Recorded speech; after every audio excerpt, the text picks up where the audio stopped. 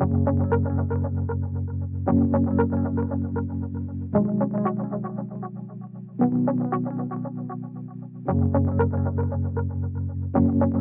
JD Kermode. And I'm John Sims. We're partners at Atkinson, Sims and Kermode, and we primarily handle personal bankruptcies for people. We've been in business for around 20 years now.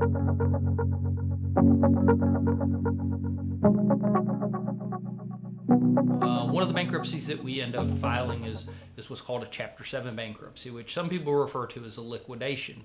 Now, John, does liquidation mean that you lose all your property if you file for Chapter 7 bankruptcy? No, JD, that is a kind of a scary word. Most of the time, people keep what they want to keep. There may be instances where they lose property, but they decide they want to give that property up, whether it's a car or a house that they can just no longer afford. But liquidation, most of the time, and I say most, 99% of the time, there's nothing sold.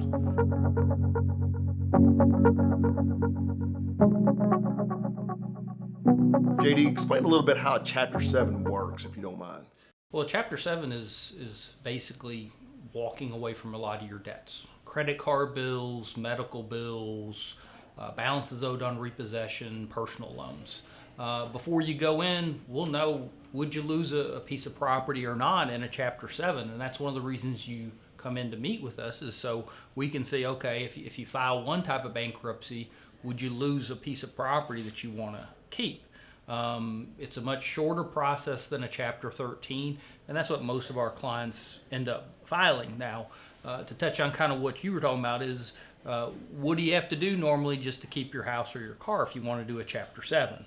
Right. Oftentimes, the creditor's going to require what's called a reaffirmation. A reaffirmation is a new promise to pay. People will often say, I don't want to include my house. Well, what they need to understand is that creditor will get notice. Just because they get notice doesn't mean you're going to lose that home. What often the creditor wants is they want money. They don't want the house. So what you do is you sign a reaffirmation, a promise to continue to pay that debt. A lot of times the terms are exactly the same. Occasionally you'll see terms being changed, usually for the better, usually never for the worse. And you can make that determination on if you want to keep that property as long as you are current. Yeah, so the main thing for keeping your house or your car is staying up to date on the payment, because the bankruptcy does not change one thing. If you make your payments, you keep the car or house. If you don't make your payments, you lose the car or your house. And the bankruptcy, the Chapter 7 bankruptcy, does not change that at all, does it, John? That's right, JD.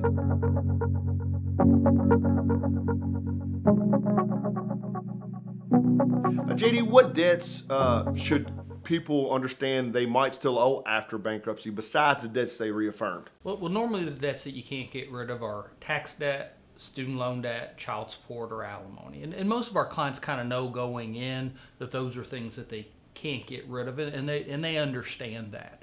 So I think on the front end of it, people know that going in, and they're really focusing on medical bills, credit card bills, things like that are just kind of everyday debts that they're having a struggle with paying. You can take care of the debts you need to take care of, and oftentimes keep your stuff. What people need to understand is in the future you're going to be okay. You will rebuild, and you will move on with your life. If you have any questions, please reach out to us.